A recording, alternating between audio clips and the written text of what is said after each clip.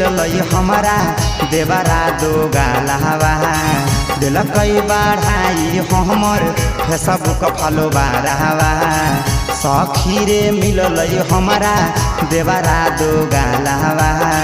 दिलकई बढ़ाई हमर Facebook follow बारहवा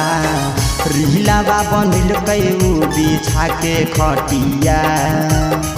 रीलावा बनल कई बिछा के खटिया हमारा वायरल करल कई नतिया या झुके रतिया वीडियो वायरल करल कई नतिया या झुके रतिया सखी रे मिलल हमारा देवरा दो गालवा दिलकई बढ़ाई हमर फेसबुक फॉलो बारहवा सखी रे मिलल हमारा देवरा दो गालवा दिलकई बढ़ाई हमर फेसबुक फॉलो बारहवा रीलावा बनल कई बिछा के खटिया रीलावा बनल कई बिछा के खटिया हमारा वायरल करल कई नतिया या झुके रतिया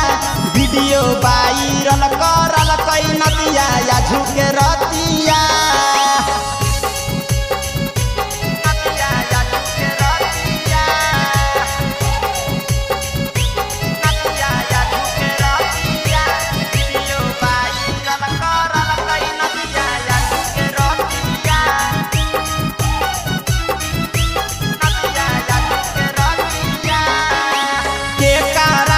कहिए गे सखी देवारा के कहानी रीला बनावे में लुहुट लेलकई चढ़ाली जवानी हे गे केकरा से कहिए सुने गे सखी देवारा के कहानी रीला बनावे में लुहुट लेलकई चढ़ाली जवानी धक धक करे लगलै हमर छतिया धक धक करे लगल हमर छतिया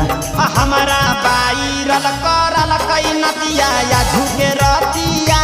वीडियो वायरल करल कई नतिया या झुके रतिया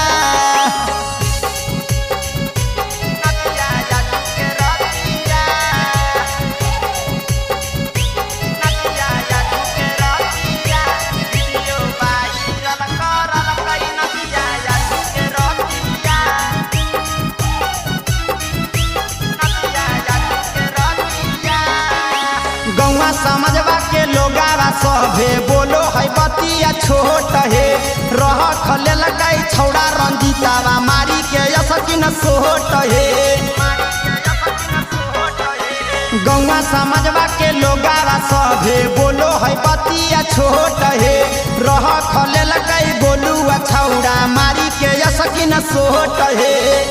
जीवन सहिया जनल बतिया गोरे लाल राजेशवा पिया जनल बतिया हमारा वायरल करल कई